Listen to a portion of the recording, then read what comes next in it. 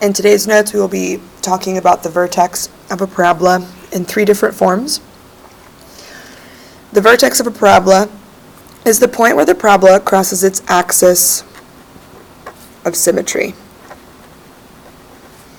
So if we look to the parabola on the left-hand side, this is its vertex, and the axis of symmetry is this line.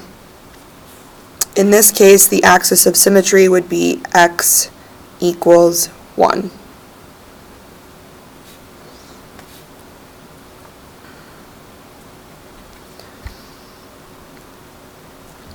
If the coefficient of the x squared term is positive, the vertex will be the lowest point on the graph, and if it is negative, it'll be the highest point on the graph. The axis of symmetry is the vertical or horizontal line that cuts the graph into two mirror images. In this case, our vertical line is x equals 1. Now once again, if the coefficient, or a, is positive, we're going to have an upwards facing parabola. And the vertex will be the lowest point. So in this case, the vertex of this graph is 3, 2. And the axis of symmetry is x equals 3. You'll notice that the axis of symmetry is just typically the x value. If our coefficient is negative, our vertex becomes the highest point on our graph because the parabola faces downwards. So in this case, our vertex is going to be 3, 2 again. And the axis of symmetry, or the line that cuts it in half, will be x equals 3. Now, if we're not given a graph where it's super easy to see, and we have equations, we have a few ways of figuring out where the vertex of the parabola is. In vertex form, it's very easy to see the vertex because we just use our h and our k as our x and y values.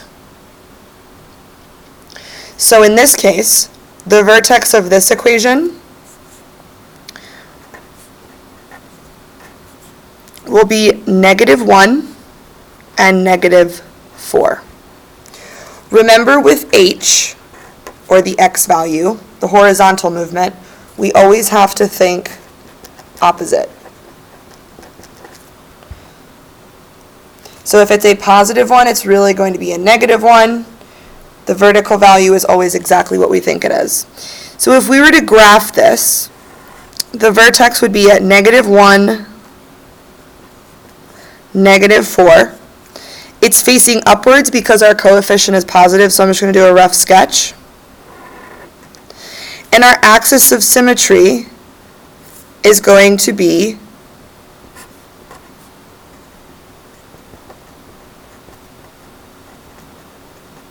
x equals -1. So again, our vertex would be -1, -4, and our axis of symmetry would be x equals -1. When we don't have a quadratic in vertex form, and instead we have it in standard form, we're going to use this formula, (b/2a), to figure out what our vertex is. So this requires a few more steps. So first you're going to figure out what is our x value, and (b/2a) will give us our x value. Then we're going to plug it back in and find our y value. So I know that -1 is my a value, 4 is my b value, and -2 is my c value.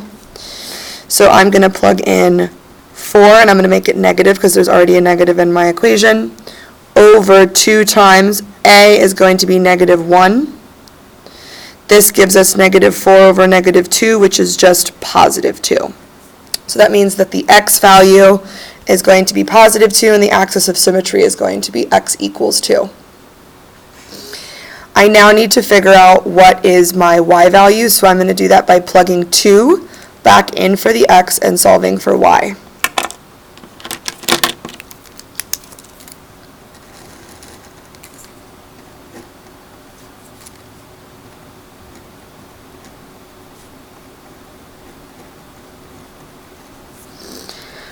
Two squared is 4 times negative 1 is negative 4 plus 8 minus 2. Negative 4 plus 8 is 4. 4 take away 2 is 2. So my y value is 2. Therefore, our vertex is 2, 2. And our axis of symmetry is x equals 2.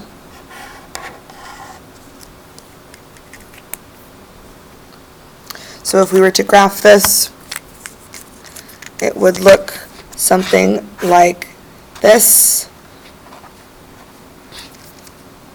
And because there's a negative coefficient, I'm going to make my parabola go down.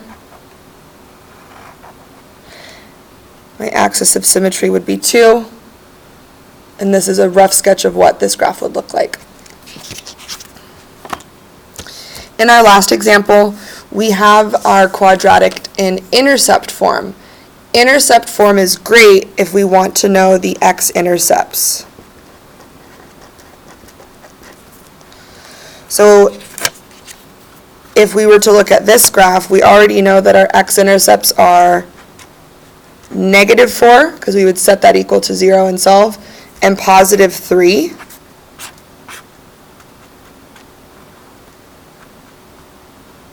And we know it would be facing downwards because it has a negative coefficient.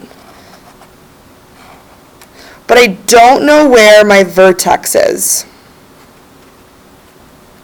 So that's the only thing we still need to figure out. We're going to use the same method we used over here, but first we have one step prior, which is to multiply all of this out to get it into standard form. So if we were to do that, we would get y equals x squared plus x minus 12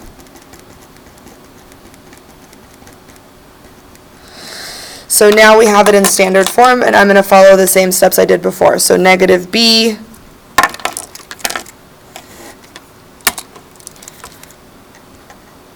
over 2a. So our b is 2, and I'm going to make it negative because there's a negative in my equation, over 2 times our a is negative 2. So that gives me negative 2 over negative 4, or just positive 1/2.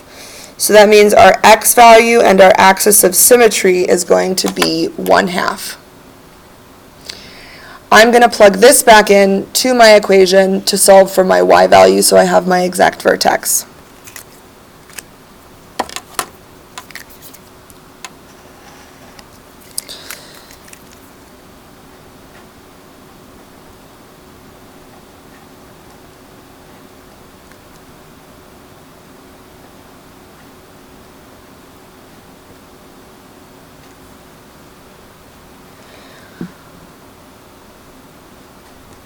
I know that this is going to simplify to 1/4, so negative 2 over 1/4 is negative 1/2.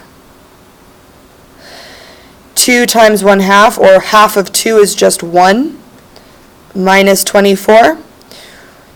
1 take away 24 is negative 23. Negative 23 take away a half is just negative 23.5, and I'm just going to leave it as a mixed number. So this means that our vertex is 1/2, 23.5. And our axis of symmetry is x equals 1/2.